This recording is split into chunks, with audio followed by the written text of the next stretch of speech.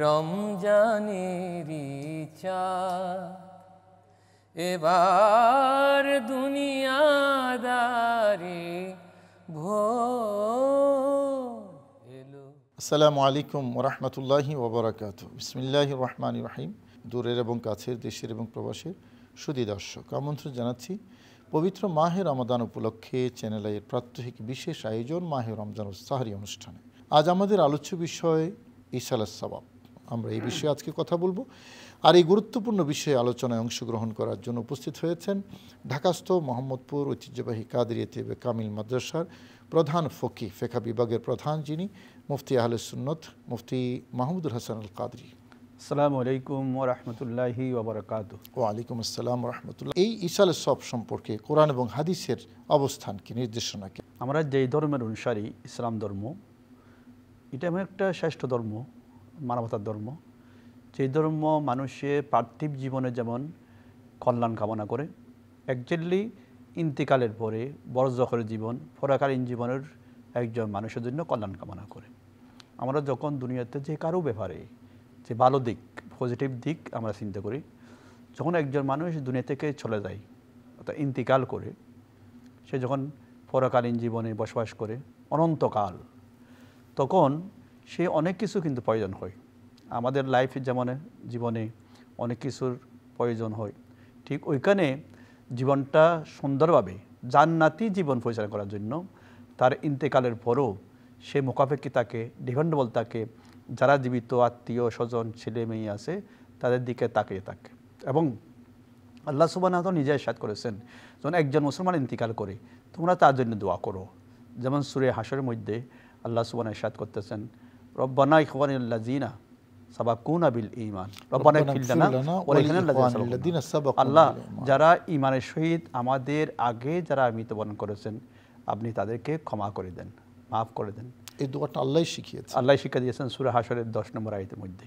তো আল্লাহ যেখানে আমাদেরকে শিক্ষা দিয়েছেন যে যারা ইন্তিকাল করেছেন মৃত ব্যক্তির জন্য দোয়া করার জন্য, এই দোয়া করার নাম হচ্ছে মূলত ইসালাস সওয়াব। অর্থাৎ তার জন্য আমরা ভালো কাজ, পুণ্য কাজ, যে কুলকানি বা চেহলামে আমরা নামাজ পড়ে বা কিছু ফাতিহানি করে অথবা মিলাদ শরীফ করে, দরুদ শরীফ করে তার জন্য সওয়াব পাঠানো এবং তার জন্য জান্নাতের কামনা করা, এটা নাম হচ্ছে ইসালাস সওয়াব। একজন মানুষ ইমানদার যখন মারা যায়, তার সাথে দুনিয়ার সম্পর্কটা একেবারে বিচ্ছিন্ন হয়ে যায়, হয় না। দুনিয়ার জীবিত মানুষের দোয়া বা কিছু পাঠালে সেটা কবরে যায়, এটা অবশ্যই কবরে যায়। শুধু তাই না, হাদিসের মধ্যে আছে ওই ব্যক্তি এত বেশি আনন্দিত উৎফুল্ল হয় যে দুনিয়াতে কখনোই সেই রকম আনন্দিত হয় নাই, কারণ সেই খুব ডিফেন্ডেবল ওই যারা জীবিত আছে তাদের কাছে। রাসূলুল্লাহ সাল্লাল্লাহু আলাইহি ওয়াসাল্লাম এতটুকু বলছেন, বাইহাকির মধ্যে ইমাম বাইহাকি বর্ণনা করতেছেন যে সোয়াব ইমানের মধ্যে এই হাদিস আছে, একজন মানুষ যখন মারা যায় তার অবস্থাটা কি দাঁড়ায়। রাসূল সাল্লাল্লাহু বলতেছেন যে কাল গরিকের মতো হয়।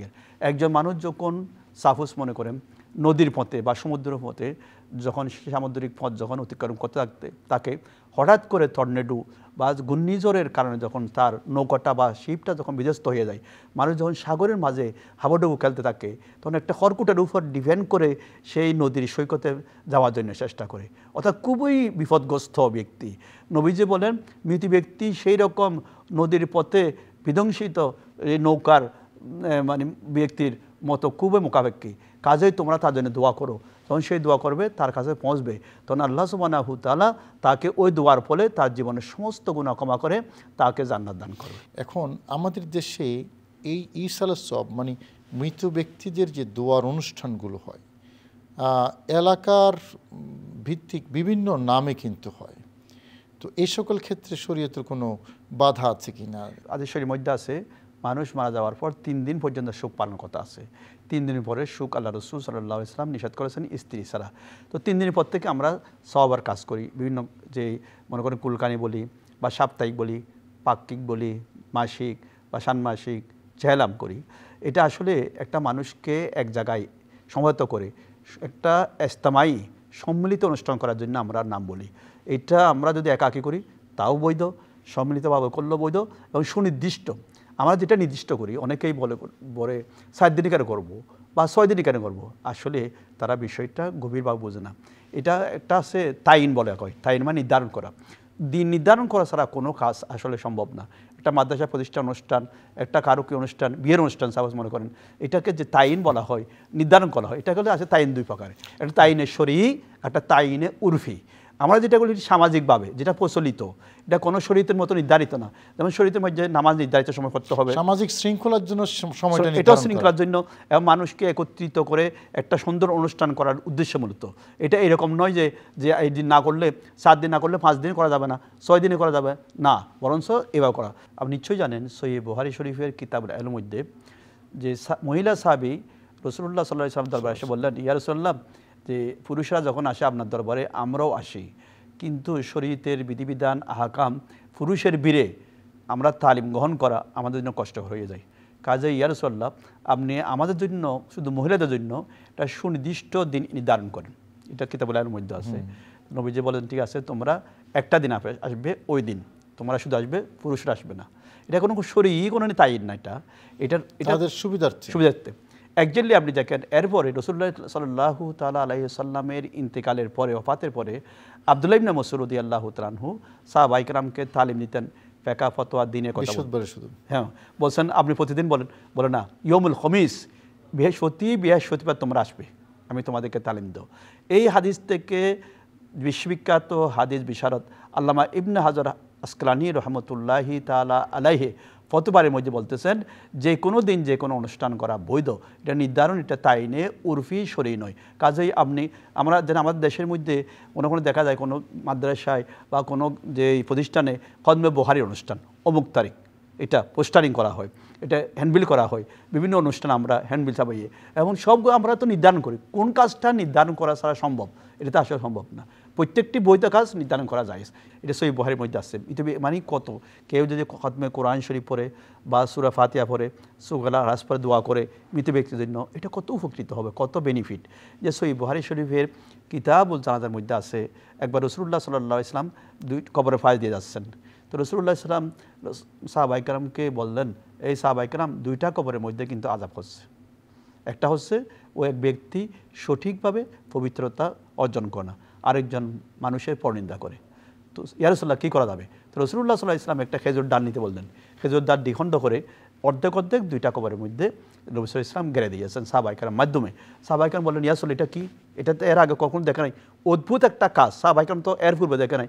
প্রশ্ন করলেন, এটা কি হুজুর? খেজুর গাছের সাথে মৃত ব্যক্তির সম্পর্কটা কি এখানে? নবীজি বলেন, শুনো, ইউহাফফাহু আনহুমাল আযাবু মা লাম ইয়াইবাসা, যতক্ষণ পর্যন্ত এই খেজুর ডাল তাজা থাকবে, সতেজ থাকবে, ওইগুলি তাসবিহ পাঠ করবে, ওই খেজুরের তাসবিহগুলো তার রুহের মধ্যে পৌঁছবে, এবং ওই তাসবিহগুলোর উসিলায় আল্লাহ তার জীবনের সমস্ত গুনাহ মাফ করে দেন। হ্যাঁ, খেজুর গাছের ডালের তসবিতে যদি মৃত ব্যক্তির আযাব হালকা হয়, সৃষ্টির শ্রেষ্ঠ জীব মানুষের তসবিহ, মানুষের ইবাদত, মানুষের দান সাদকা, মানুষের কোরআন খানির কারণে মৃত ব্যক্তির আযাব হালকা হবে না, এটা কোনো পাগলও বলবে না। আসলেই মানুষের জন্য, জীবিত ব্যক্তি যারা, তারা মৃত ব্যক্তির জন্য দোয়া করবে, এটাই কোরআনে কারীমের নির্দেশনা। যেই নামেই হোক, ঈসা আলাইহিস সালাম হোক, ফাতিহা হোক, বা অন্য যে কোনো নামই হোক, এটা উন্মুক্ত রাখতে হবে মৃত ব্যক্তিদের সুবিধার্থে, মৃত ব্যক্তিদের উপকারের জন্য। শুধু দর্শক, অত্যন্ত গুরুত্বপূর্ণ একটি বিষয় নিয়ে আমরা আজকে আলোচনা শুনেছি। আশা করি আমল করবে। আল্লাহ আমাদের সবাইকে বুঝার এবং আমল করার তৌফিক নসিব করুন।